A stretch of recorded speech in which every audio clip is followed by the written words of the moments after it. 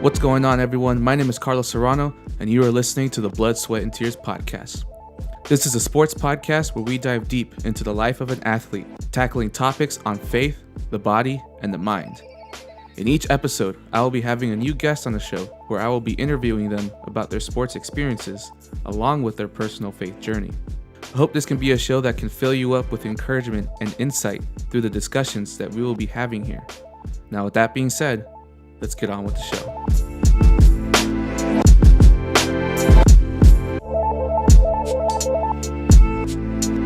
Everyone, welcome to this episode of the Blood, Sweat, and Tears podcast, episode 3. It's been a while since I've done one of these episodes, so sorry for the wait. I'm here today with one of my best friends, Mr. Christopher Mathis. Chris, welcome to this episode. Thank you so much, my friend, for doing this. Thank you for having me. Awesome. So, Chris, as we do this Blood, Sweat, and Tears podcast, it's a sports podcast. For those who don't know, it's a sports podcast.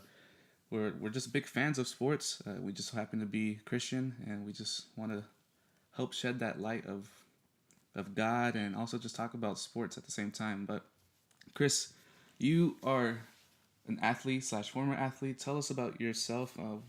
What is it that you do? What is it that the people can know about you?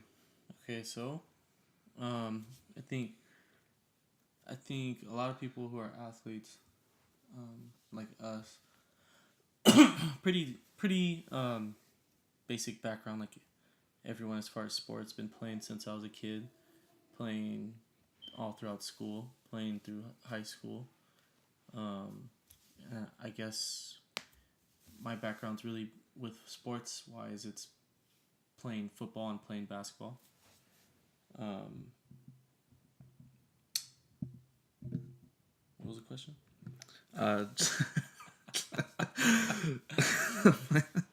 Just the question was like pretty much, sports that you grew up playing. What was one of your favorite sports playing growing up? Yeah, growing up was probably football. Football was huge in my life, all the way from second grade all the way up to senior year of high school, and I think later on in the interview we'll get down to more details about all that. No, yeah, of course. So you play football. Tell us about with football. What was it about football that you liked about it growing up? Oh, contact sport. Contact sport. Love the hit. Love to hit. And I think I just love the team aspect of it, and just how, I guess, fundamentally you need everyone to do their role to win. So yeah. I loved being a part of, like, being able to figure out what my role was, and then putting whatever responsibility I had on my shoulders to make sure that we either won or to whatever that meant for our team.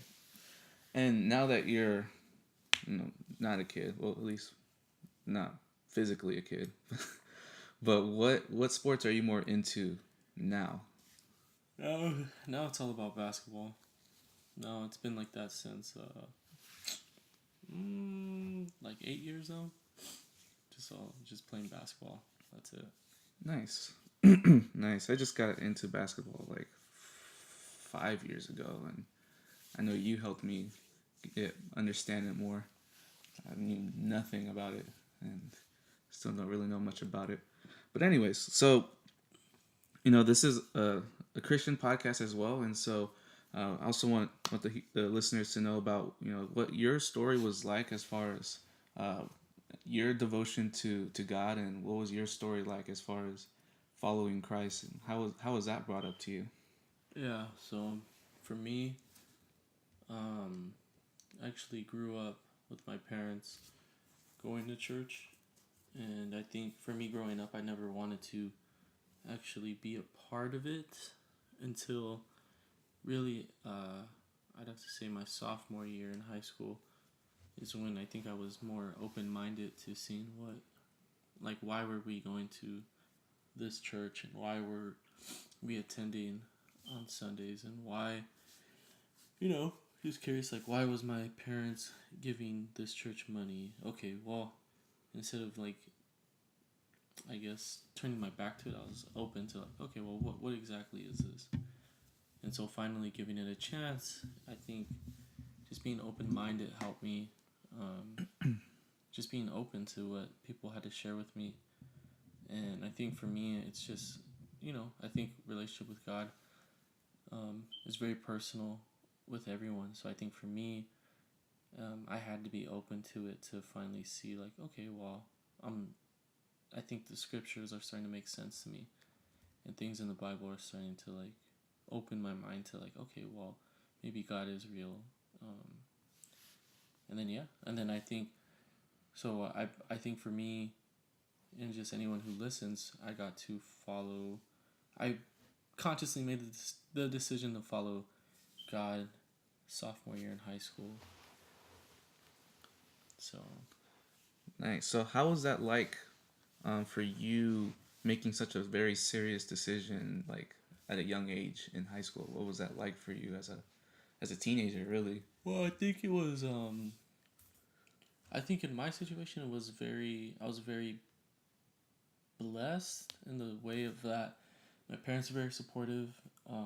Family was very supportive, and even friends at school were very supportive, or at least not. They didn't view me any differently, Mm. or and didn't change really anything as far as my friendships went. As far as what I did with them changed, or how I talked, what I was doing, that those things changed, but I think the way people viewed me or they respected the boundaries I had Mm. afterwards was cool to see. People were very accepting of that. So Right. for me, it was tough because I think internally, like, I wanted to do things that I wanted to do, Right. but I think as far as like the stigma of what people viewed me as was very a comforting environment. Mm-hmm. So if that makes sense. Yeah, no, that totally makes sense.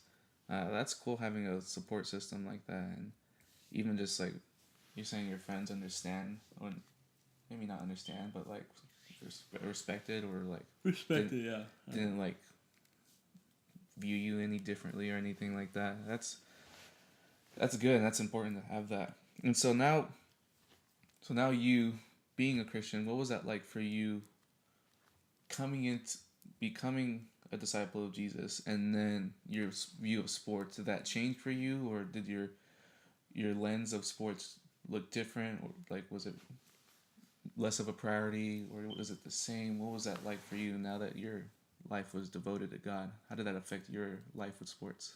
So I think so. There's actually two instances that come to my mind when it comes to God and sports, and one was in high school.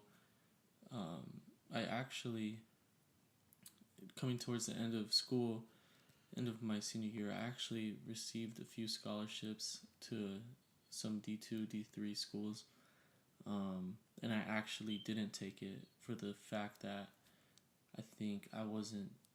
I think it would be hard for people to understand, but really, I wasn't doing well with my decision to follow God. And so I think it was more for me a conscious decision. I didn't want to leave because I knew if I left, then I think spiritually, I think it would have done damage to what I had already damaged. Mm-hmm.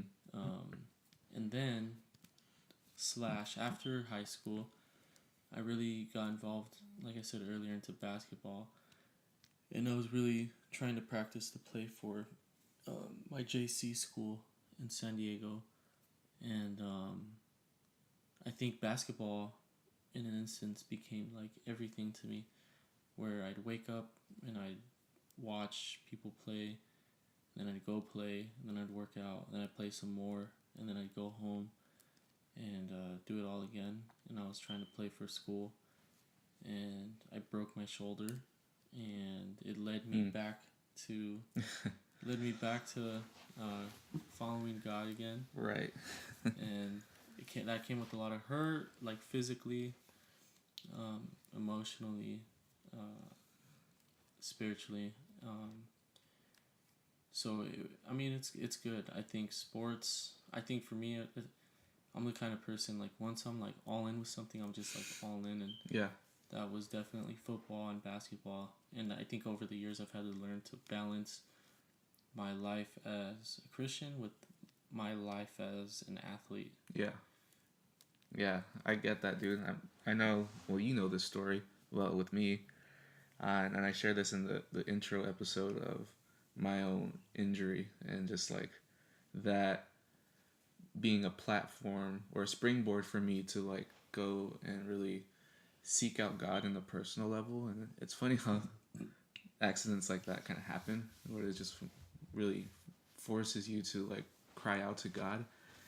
But that's really cool, and it's I appreciate you even sharing how like it's not it wasn't easy and how it's not easy like following God. There's moments of like being in bad spots, or there's moments of like being in those tough places.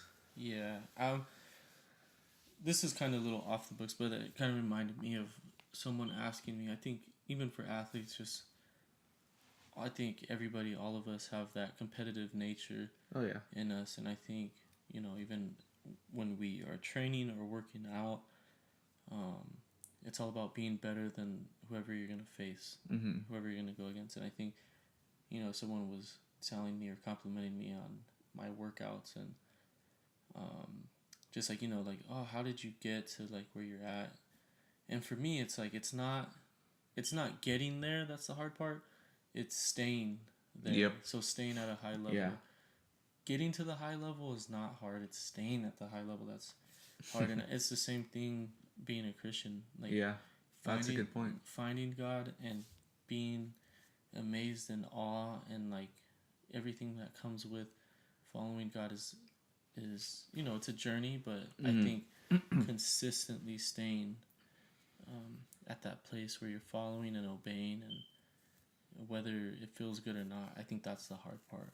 Yeah. Oh, that's very true. That's like, I mean, when you think of even like the great athletes, like they've maintained, they've had to maintain like physical, like appearances, physical strength, like technique, and all that type of stuff in order for them to stay great. Like, and I think switch that to as a Christian, it's so easy to like get to a certain goal, like let's just say like either baptism or devoting your life to God. Like that's, yeah, there's stuff that can get in the way, but like that's pretty much an easy part. The hard part is maintaining that and like keeping that consistent.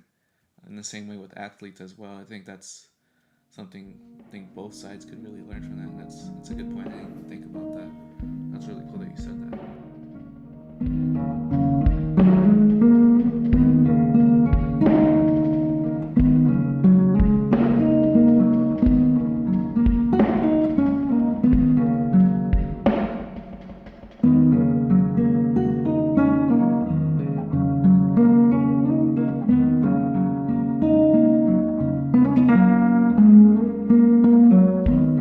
Welcome back, guys.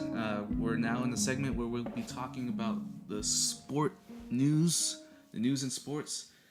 Today, we're going to be talking about actually the NBA Finals that just finished yesterday. It was an interesting finals series in general. Chris, what are your thoughts about overall what you thought about the finals, and even just let alone the playoffs? What were some thoughts about all that? I think I'm just sad. I'm just sad, and I am tired of this unbalanced NBA, and I am close to not wanting to watch anymore. But I mean, it was cool. I think the conference finals really was like the finals. Like the Western one? Or are you talking about both? No, both. Those were more. Those were more head storylines than the actual finals, but Yeah. I think I slept through the last game 2 and game 3 and game 4. You did sleep through game 4. Yeah, I was there. I think I just knew. I think everyone knows. I just knew. And I'm not a LeBron fan, but I was going for LeBron. I was rooting for him. Now, why is that though? As someone who's not a LeBron fan, and this time you were going for him. the one time I was going for him. I don't know, just the unbalancedness of the NBA Warriors or NBA Warriors. They might as well be called the NBA Warriors. They're like own the whole NBA. Gosh, dang it! I just don't know how they don't want to compete against each other. They want to play with each other. And I even heard some rumors of that being a possible destination for LeBron. I did hear about that. I wouldn't watch it. I hope that's not true. I super wouldn't watch. I don't think the NBA would allow it though. To be honest, I feel like they'll find a way to not let it happen, because they know that would be bad. It's all bad. It's already bad. It is pretty bad. Just a sweep. The Warriors brought out the brooms, and then. I mean, yeah, this one felt weird. Like I was even talking to Richard about the finals when we literally were just talking during the finals, and then we see that it just ended, and it's like this one feels weird. This one. Yeah, it wasn't that. It wasn't. It was bad. It was like their first go around was really cool to see. Like the baby Warriors go against LeBron. Yeah. And then to see I think that second season, their 73-9 season was like. That was cool. And that's when I think for me, I mean I was already on Steph Curry's hype, but that was like, I couldn't watch the NBA without watching a Warriors game. Right. How beautiful they played basketball together. Mm-hmm. And then they lost, and I think Curry was hurt, but whatever. Yeah. And then the third go around with Durant, to me it started tasting bad. Yeah. It's weird. I was like, no. I think it kind of steals from everything. So I think Durant could have went anywhere but Golden State and Cleveland. He can go just to compete against the best. Yeah. But that's just my own preference. Yeah, I think he took that phrase "can't beat 'em, join 'em" too literal. But too literal. Jeez. Yeah, and then I guess this is the fourth go round and it's over. I don't think LeBron's gonna stay. No. Where do you think he's gonna go? Where do you want him to go? Honestly, if I have two thoughts about it. Okay, so if he's thinking about his career and his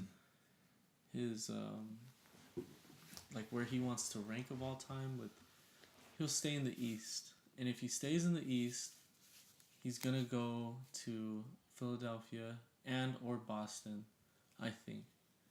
Those two teams are young and established and have wiggle room to get him and they have pieces around him already. That's what I can see if he stays in the East. If he comes to the West, which I kind of doubt, but because we all know that he already lives in LA or houses in LA, he'll go to the Lakers. I feel that's what I'm hearing, and I think he might do that just because I think LeBron's realizing he's not gonna catch up with Jordan. And so I think now he's thinking long term, career, outside of basketball. That's what I think. Yeah, he's a businessman, but I think he's a player at heart at first. So I don't know. Yeah, he could stay in the East if he stays in the East and leaves to one of those teams. They're gonna make the finals for sure. Yeah, true. Yeah. If he goes to the West, it's gonna be a harder battle. It will. I'm hearing Houston might be one of those things, one of those destinations. Again, no. That would be another powerhouse. It's already a powerhouse. Yes, but I don't know. The playoffs didn't really prove much to me. I just felt like they're the same, except when Chris Paul got hurt. I think that's when it went downhill for them. Well, that's the storyline. Chris Paul got hurt. What happens? Kyrie Irving got hurt. What would happen? Yeah, that's very true. I don't know. Yeah, but speaking of what would happen, what do you think is gonna happen next season? What are some super early predictions that you think might? Super early predictions. As far as my own, like, what do I think's gonna happen? Just Or your own. are we talking big headers like LeBron or? Yeah, sure. We could talk about big headers or just even. Well, okay. So, I think, the Lakers are gonna upgrade their team a lot this offseason. You think they're gonna get Paul George? I think they're gonna get Paul George. Um, I think Kawhi is out. San Antonio. Where do you think he'll end up? That's a tough one. Well, I was hearing possible rumors of Boston trying to get him, trying to let go of some. I heard about that. Now, what do you think about this? And this might sound crazy. What do you think about the Boston trading Kyrie and Gordon Hayward for Kawhi? With the team that they have now. If Kawhi is the man, then I wouldn't see why not. If they went as far as they did without those two already, I wouldn't see why not. And then That's it just adds to their defense. It just adds to their defense even more. It does. And then it has and he's an offensive player now. Yeah. And they have their young stars are only getting better. Now, the only reason why I don't think that will happen is because I think that would make the Celtics look bad by just like trading their injured players.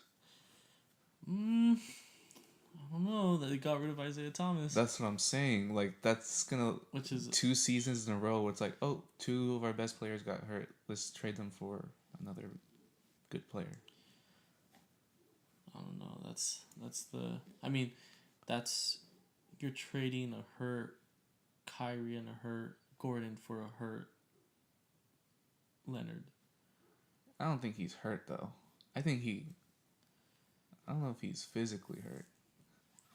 Oh, he's broken heart. Nothing can cure a broken heart.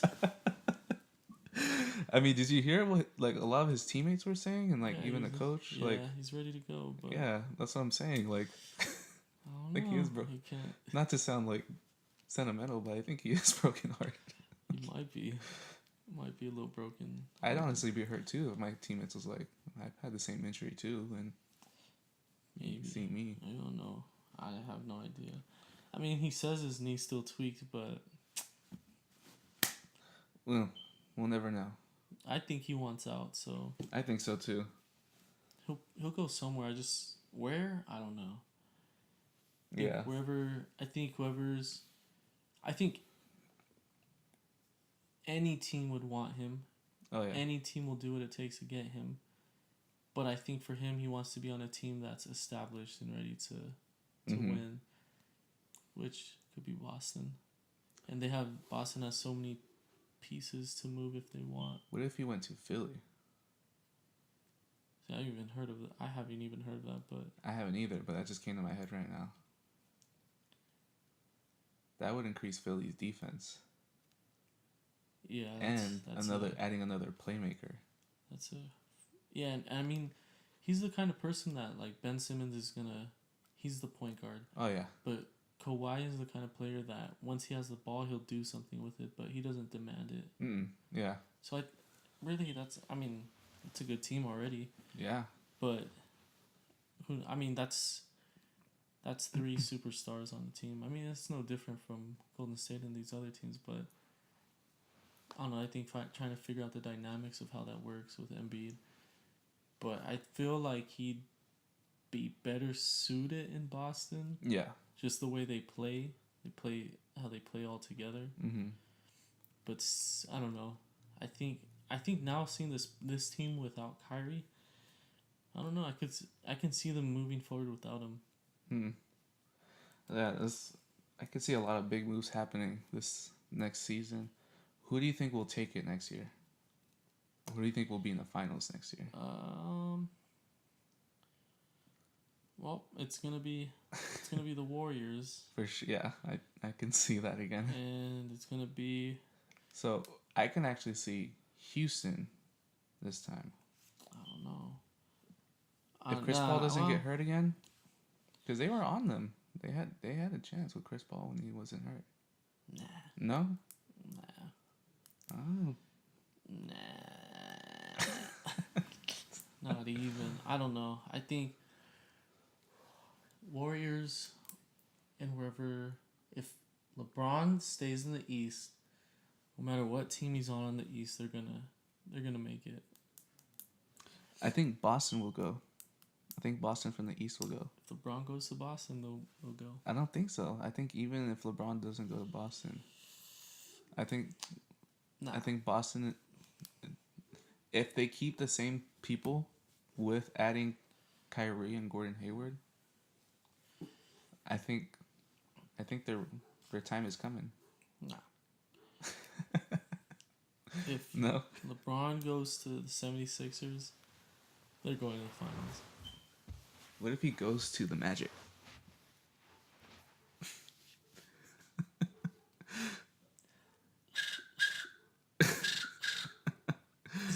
Yeah. Orlando? Yeah. Nah. So you're saying he wouldn't make it to the finals if he went to Orlando? Probably wouldn't, but I don't think he'd go there. No, I don't think he will either. Okay, I'm just saying. Okay. I'm just saying. Just being a wise guy. Yep.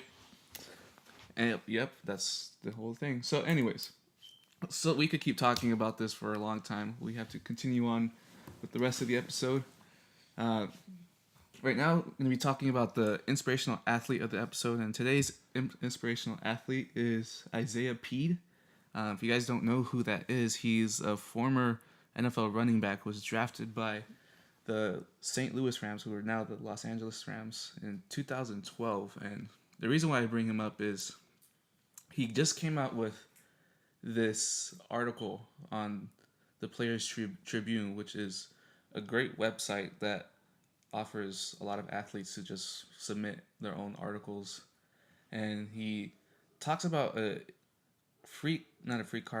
car accident that happens, with a freak accident that happens during a car accident where the car was just totaled completely. And the unfortunate thing that ended up happening was his left leg was snapped off completely, and left him just having one leg. And the crazy part about that is the accident happened 6 days after his new baby boy was just born. So crazy stuff, and a crazy and very unfortunate situation that happened to this man. I mean, this man was living the dream, playing in the NFL, in one of the greatest sports and greatest leagues out there, and all of a sudden that's completely taken away from him. So he shares about this in the article, and there's a video along it as well, and want to encourage you guys to check that out. It's very inspirational, which is why I'm even sharing about him. And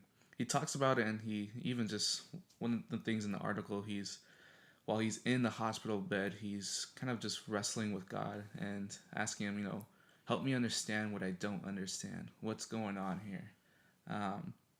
And so he's now in a place, and this is the encouraging part. There's a good ending to this.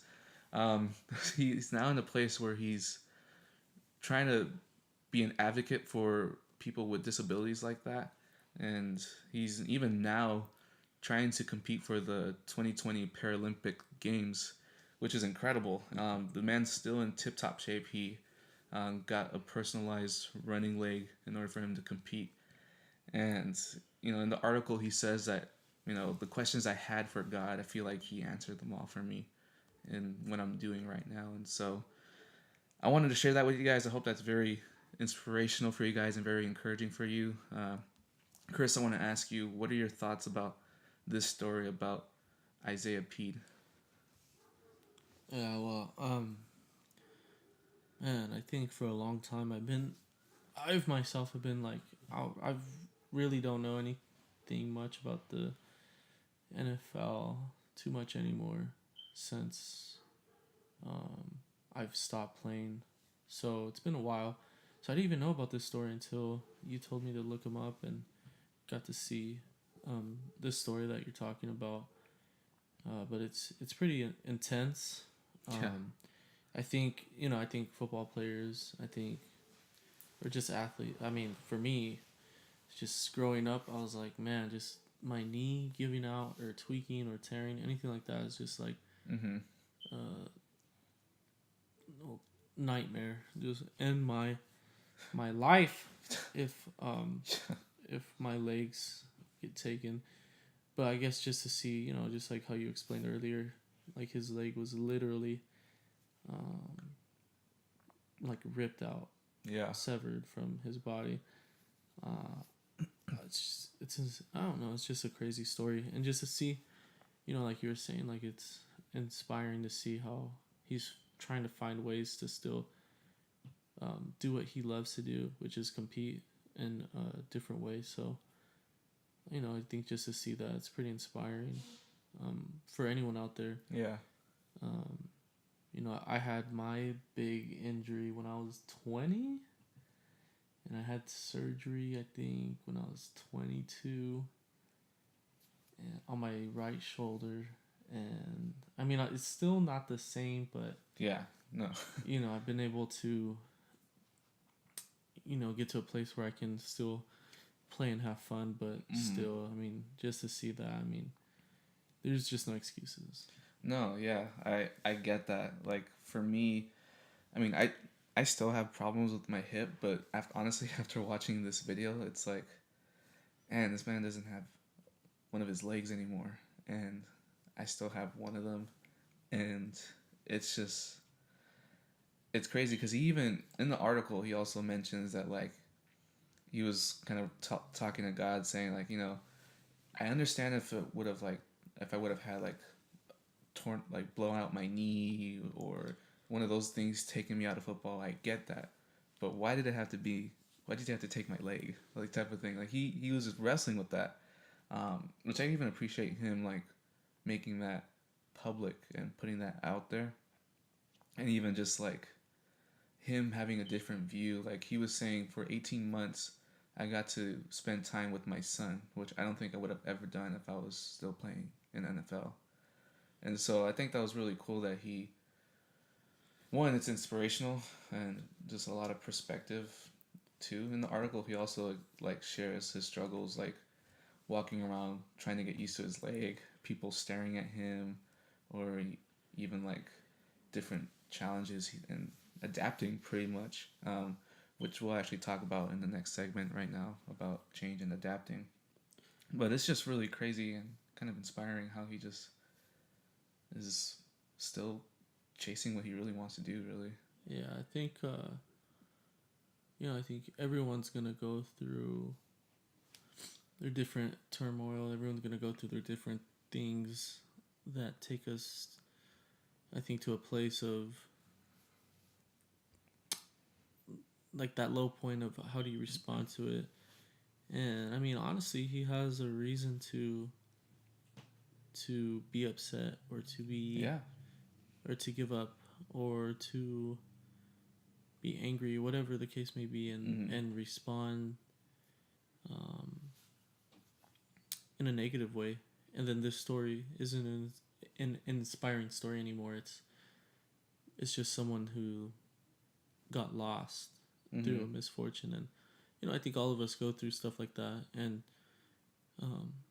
I think the inspiration is not so much like, okay, get back on, I think just kind of tying it back to God. I think it's not so much like, okay, get back on the horse to become the best athlete, but I think also just in life,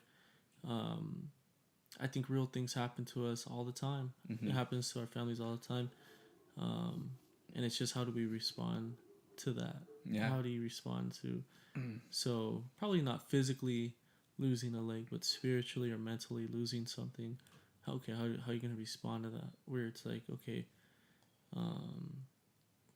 this thing didn't work out, but I'm still thankful for yada yada yada, or because of this I was able to reflect and see what I have here when I didn't really see it before. Yeah, that's kind of going into the next topic, so we'll camp in that little conversation a little bit more.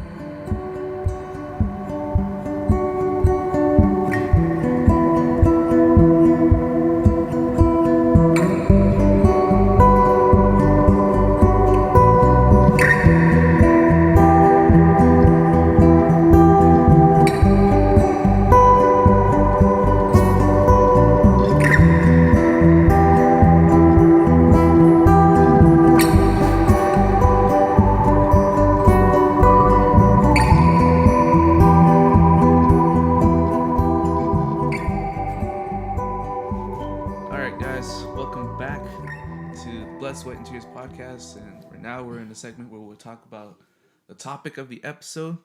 And the topic for this episode today is about change. And so, yeah, Chris, as for you, I have a question as far as with athletes. Why do you think about change?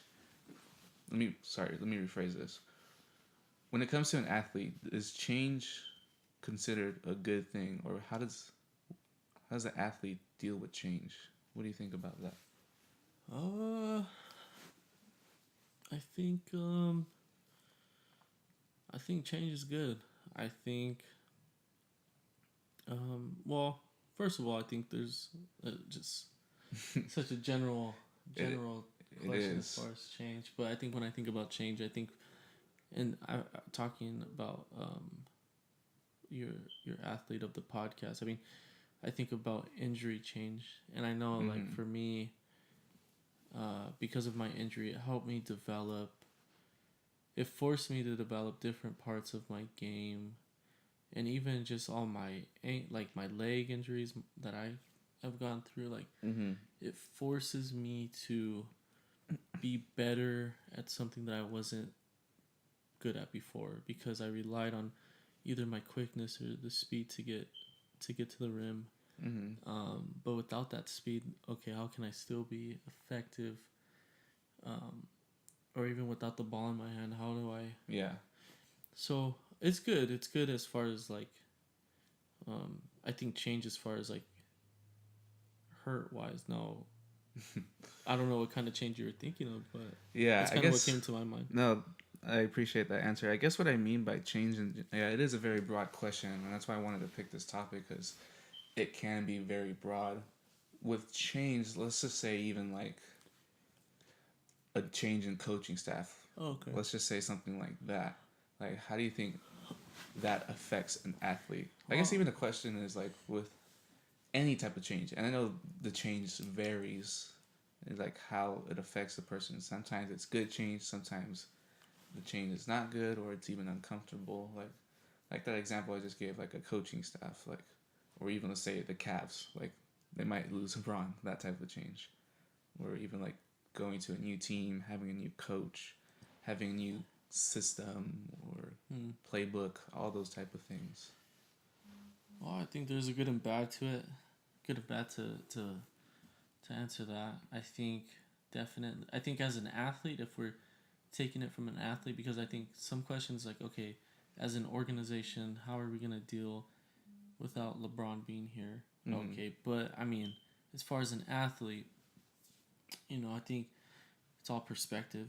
I Yeah. think I don't know. I think for me, I think I can think about football and like I could blame my coaches for us losing. I can specifically remember things about like I want to put this on the coach and just like I wish I had my coaches from back in the day to blah blah blah compared to the ones I have now. But I mean Mm-hmm. honestly, you got to stick with what you got and you got to go Right. with what you got. And then I think I think for football at least, because I feel like any other sport you can just pick up wherever, but football there's whether you end at high school, whether you end at college, whether you get to go to the pros, at some point you're done. Mm-hmm. And when you're done, that's it. You can't pick it up anywhere else. Mm. Um, so I think with football, I'm thinking about this question as far as like you got what you got, and you gotta make the best of what you got. Right. Um, and that's I mean, and change, you have to be able to adapt to the change because Yeah. I think just like life, I think things change all the time, Yeah. and that's whether you want it or you don't. Mm. So you have to be able to be ready for that. Yeah. Yeah. Absolutely. I think the reason why with this topic is so interesting for me is because it is. You said it perfectly. It is a matter of perspective with a lot of things when it comes to change. Like you can see, I think of two great examples of two completely different football teams is the Patriots, New England Patriots. They have a system down, and they don't really change a lot. Um, what they do change is like players, but the scheme, the system is the same. And then you have the Cleveland Browns, where they're constantly having new starting quarterbacks, new coaches, like all these different types of things, and there's not really like stability or consistency there. Like it's interesting on that end. But then there's even the other aspect of like maybe they need to some change will happen or change needs to happen. Like the Patriots, as great of a dynasty they are, that's not gonna last. At some point, it will change. Yeah, some Patriots will change, and once Tom Brady leaves, what are they gonna do?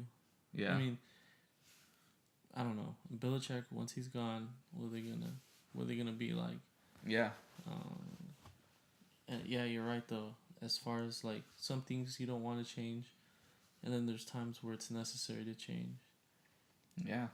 No, absolutely. And speaking of that with changes, I want to ask you, you personally, how do you usually deal with change in your life? Well, I think to keep it in the realm of athletics, little background for everyone too.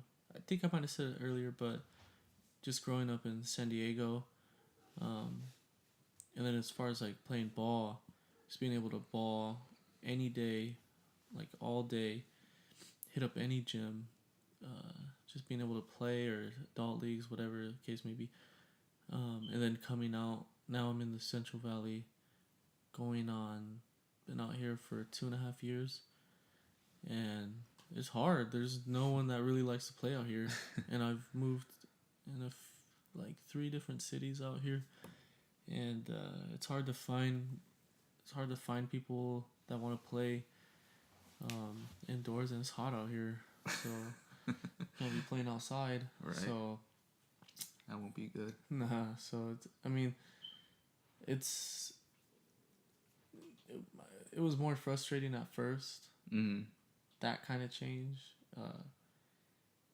Now I mean the only way I can play now is I'm in an adult league that runs on Mondays, but I mean the rest of the week there's no game time.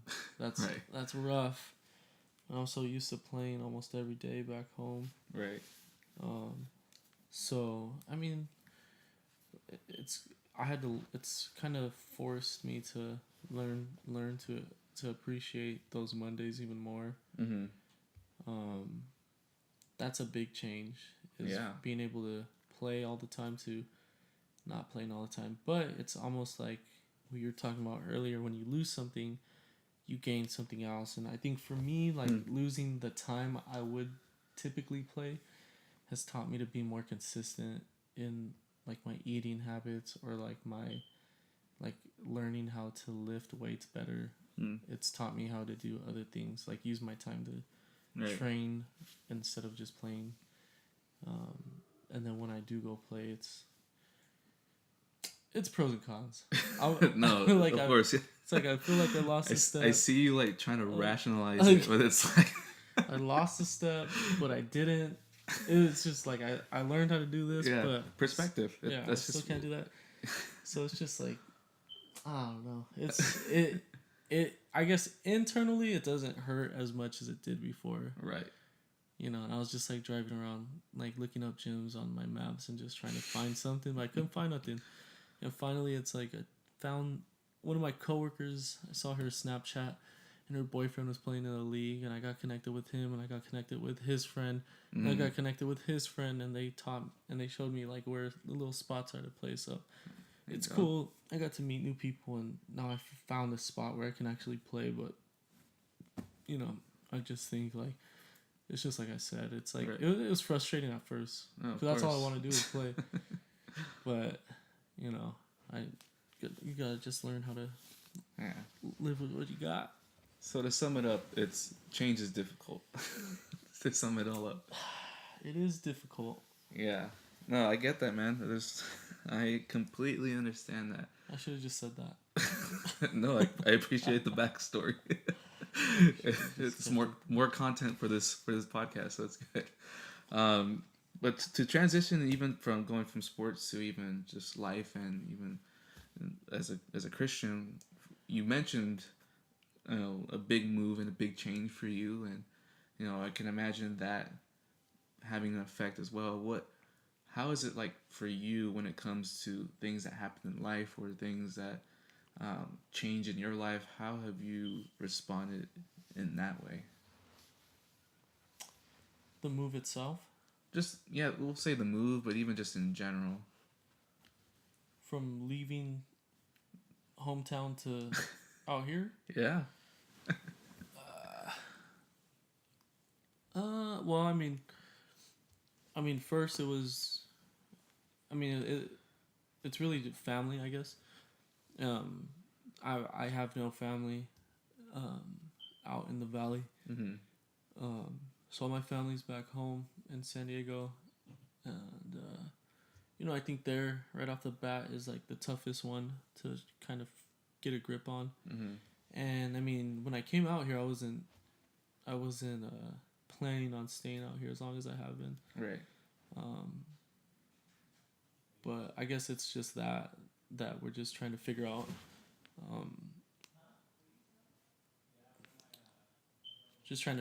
how to adapt. And I think for me, like, I guess it's hard to explain, Yeah. but it is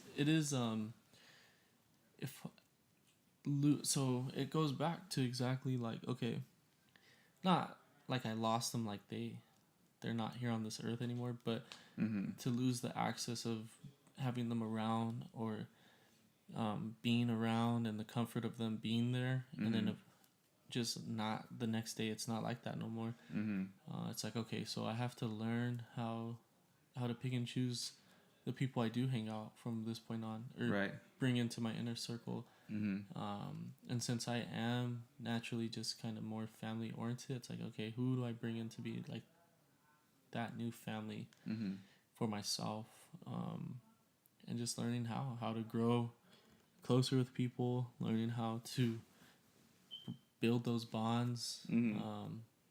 learning how to, I think back home, just so comfortable with my family that it was easy for me to kind of let go of people in a sense, Hmm. because it's like, well, I already have my family, so they're gonna be the ones that I'm with ultimately, Right. for the long run. Hmm. So any other people that were outside of that circle is just easier to excuse or Like not hold on to. not hold on to. So I think it's different now that I feel Mm-hmm. like out here, it's like these people out here are like all I got. So it's like Yeah. I have, it's like a gratitude, I guess, Mm-hmm. a different level of gratitude. Um, that that it's probably the biggest change. Trying to figure that out. Gotcha. And how did that, for you, affect your own personal relationship with God? Like, because you were mentioning, like, for your family, you know, not relied, but like you just leaned on them for a lot. And I get it, being like a big family man as well, and like I'm big on my family, and I care about them so much. Like, if I just only had them, I would kind of personally be okay. Um, but even just like for you being out of your comfort zone, what was that like for you as far as your relationship with God, and how was that like for you during that time? Well, I think I still go through with it because it's still hard. Mm-hmm. I think, just like I said earlier, it's all about how you respond to it. So I think there's times where I respond where I just want to be alone. To be honest, like sometimes I don't want to do anything. Right. And there's other times where I do feel like, okay, I have to do something, or I have to call people I don't want to call, or I have to be open about what's going on, because I think the stigma out there is to make it seem like everything is okay. We have everything under control. Yeah. So there's sometimes where I have to be real with people where I'm at, Mm-hmm. to get the proper, for me at least, proper help or proper advice. Yeah. um, to learn pretty much how to move forward with problems that I'm going through, Mm-hmm. and ultimately just trying to overcome that. And I think just being able to make the best out of the situation that we have right now, Mm-hmm. and sports and life. I think sports is a good teacher of that. Of Yeah. love this sport so much, and adversity comes, but we play because we love, but we want to win. We like the We challenge. like the challenge. So I think in life too, it's like, oh, it's a challenge, and I think just holding on to, okay, what is it exactly that I love? And it's like, Mm-hmm. okay, well, I love being a Christian. I love my family, and even though there's a distance, in the same way, there's a way to make it feel close, Yeah. but it's hard. So Yeah. No, I get that. same thing, same thing when it comes to sports and God, and then just this move, and the things that I've learned or continue to learn. It's not over, and I think it's just this chapter of my life. So I think eventually the next chapter will hit, and I won't be ready for it, and it's gonna be Yeah. a whole new set of lessons that life wants to teach me. And I learn better when I have people close to me that help me figure it out, and we figure it out together, opposed to me trying to do it on my own. So I think too, like, just to backtrack, I think too, just being home with people, I think I really try to do things on my own, Mm. opposed to being out here, and it's like I can't do it alone. Right. Feeling that there's no home base no more. Mm-hmm. So I think that kind of comes to mind when you ask that question. Yeah. I appreciate you sharing that. And I mean, we've had off the mic, we've had a lot of conversations about like just dealing with different changes and circumstances. I know for me, there's been a lot of change and transition, and I'm not. I kind of respond in the same way as you actually, where I isolate myself. I'll be honest, even like this past week, it wasn't the best week for me. I was kind of very into myself and kind of had to force myself out. And so when I came up here in Fresno to visit you, this has been refreshing for me. Just like being in this household with a bunch of other Christians that are, in the same battle as me, and we're just having fun, like just going out to eat, playing video games, gonna have church tomorrow and go to the movies together, and I'm just really grateful for that. And it's it reminds me how much I need people in my life and how they help me to even just connect to God as well. And scripture I think about is in James, where it just talks about confessing your sins to one another so that you may be healed, and just how important that is. And I mean, there's so many scriptures that have been like coming into my mind. For me, I've been studying out Ecclesiastes, which isn't, for some people who do know about Ecclesiastes, can sometimes not be the most encouraging book to read, just because it's like when you just read it from the surface level, is you see the words and it says everything's meaningless type of stuff, like everything's by chance, like just at first glance. But with for me studying it really in depth, there's one that's really encouraging, and I believe it's in Ecclesiastes 7, that talks about like how you know when good things happen, enjoy them, be happy, and when bad times do come, consider that God created one as well as the other. Yeah. And that's very helpful for me to like look at that and just like, okay, like I may not have control. There's one thing also, I saw a video just talking about how almost 90% of the things in our 90 or 99% of the things in our lives we don't have control over. But like what we do have control over is how we respond. Actually, you even told me this too. We had a conversation a while ago. Like, you know, it's how we respond to things is what's really gonna. That's the one thing we have control over. And I think when it comes to change, any type of change, whether it's a change that you decide or a change you don't have control over, it really depends on how we respond to that. That's the next level we may go, either in our life or just our spiritual walk as well. Oh, yeah, man. So, any other thoughts about this idea and this topic of change? Any wisdom that you may have? Any wisdom? No. Yeah, I say as far as the topic of change, I think that's my biggest advice for anyone that's listening. Carlos touched on it. And it's something I've myself personally like. It just dawned on me after a couple hard times that I've gone out here. Um, is that whole concept of understanding that you don't have control, but the things you do have control of is the way you respond.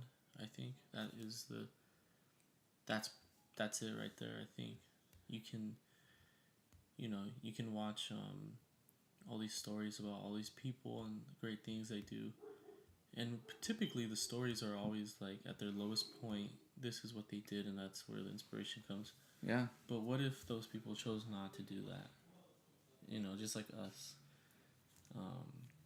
Yeah. What if I chose not to, get up? What if these people chose not to get back up, and stay down or stay, So I hope LeBron does go to a team and beat the Warriors next year, and it's gonna be an awesome story.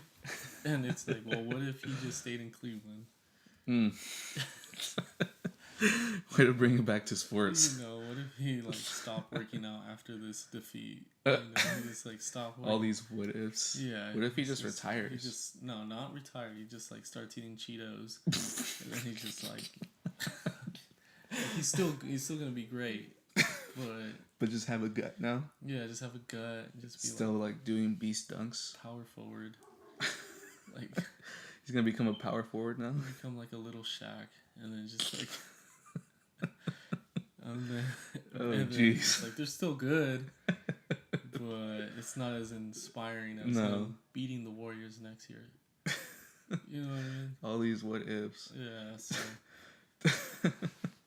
to bring it back to someone even with a spiritual thing, you brought up a good point, like about people responding to these different changes and like what ifs. Like, I think of a lot of changes that even happen in the Bible, like, Jesus coming and like with his ministry, like that's a big change. And you read in the Bible that a lot of the Pharisees or some Jews, like they weren't all about that change. They're like, what's going on here? Like, you're messing up something that we already have going here. Yeah, I think a lot of people are like, man, I wish Jesus was right here so he could show me. Well, I don't know, because Jesus like went to your face and told you you're living wrong. Yeah, that's true. Change it. Just change it right now. So it's like, man, but I think for us, we're very lucky that there's like patience involved in the process of like. Yeah. Well, change is ultimately repentance, but. Yeah. We graced with time to do that. Well, who knows how much time you have, but yeah. I think like you're right. When it comes to Jesus, it comes to the Bible, it comes to these people living a certain way, it comes to us and today and the way we live our life. Or if I told you stop listening to that, it's like, well, why? It's like, well, it's not good for you. It's like, okay, or stop watching that, stop doing that. Then I think that's when people have a problem with like, oh, well, religion's just trying to control me, but I don't like that's I think the thing that's hard is this whole. Of course. Well, yeah. I mean, you could flesh this thing, the change topic out. People don't want to change. Now that's a big reason about this topic. Well, yeah, I mean, if you go back to even how you asked, I think it was one of the first questions you said, just change in general, and like, is change a good thing?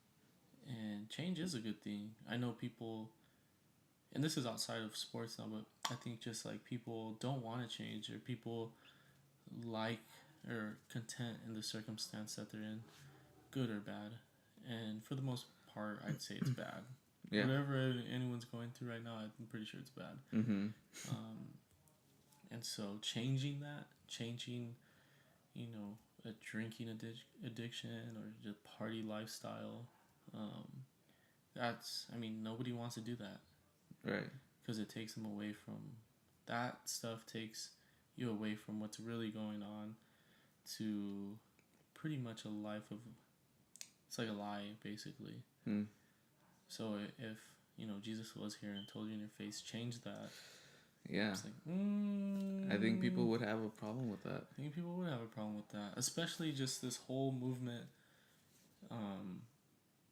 out there right now of just being able to accept everything, all this crazy stuff. Mm-hmm. It's like, just accept it, bro. Just accept, all this weird stuff. There's just weird stuff. Mm-hmm. Yeah, that's a whole nother topic. That's a whole nother topic. But no, I hear you as far as like change. I honestly even wasn't even thinking about the whole idea of repentance as well, and like that's a huge biblical thing as Christians. Like we're called to change, like our life pretty much. And you said even Jesus calling people to change. I think about there's one story of with the woman who's gonna get stoned by the Pharisees. Mm-hmm. And we know the story that it's a story of how Jesus loves us and protects us, and but he tells this woman to leave your life of sin. He doesn't just say like, okay, I saved you, go on and keep doing what you're doing. Like this woman was caught being an adulteress, like cheating, and he does step in. And amen for grace, and really grateful for that and forgiveness. He does say like, I saved you. Now go leave your life of sin. Like, stop doing what you've been doing. Yeah. And imagine if she would have just said, like, who are you to tell me to change? Yeah. After saving her life. Yeah. Yeah. I mean, I think that is literally the number one thing I think people have a problem with and view, God as like this judgmental being that is not accepted. I think that's like people's like stigma of quote unquote religious people. Mm-hmm. When really all of us are not worthy, and all of us have sinned, and I mean no sin is, to God's eyes at least, no sin is greater than the other. But there's things that by nature I do that separates me from God, but I have to repent from it. And it's the same thing with somebody who, is a certain way, but it's this whole movement of accepting it. But as long as it's a sin, it'll separate you from God. Yeah. So, I mean, do you want to be separate from God? I mean, probably not. It's not a good idea, but, it's one of those things where Jesus, I know, I have a feeling if he was here, he'd accept you, he'd love you. His love will still be there for sure. Yeah, but I think he will call you out to, like, change that. Mm-hmm. Same he will do it for me. Or anyone. So. Yeah. Jesus is like that. A lot of people forget that Jesus was kind of hardcore, but still loving at the same time. Only he was able to, like, have that perfect balance of, like, be so loving and make you feel so loved, and at the same time, like, hey, you need to stop what you're doing. Like, this is not good for you. And that's the big thing. It's like, it's not to be controlling. Like, that's the biggest thing. It's Jesus had great concern for people of just like, hey, what you're doing, has this been helping you out? Like, what has this been doing for your life? Like, it's more like saving. Absolutely. He even says it. He says, I didn't come to judge the world, but to save it. He says it himself. Yeah. And that's him saving. He's like, hey, guys, stop doing that. Yeah. So I think, it's just it's a skewed view that I think the world has on Jesus. Because I think people just jump more to like, being judged. When really, I could care less, but it's like... Well, on that note, Chris, this has been really fun. Thank you so much, man, for doing this episode with me. Thank you. Thank you guys for listening. And this has been episode 3 of the Blood, Sweat, and Tears podcast. Thank you guys for listening. And we'll be back in episode 4 to talk about more of sports, God, and all that great stuff. Thank you.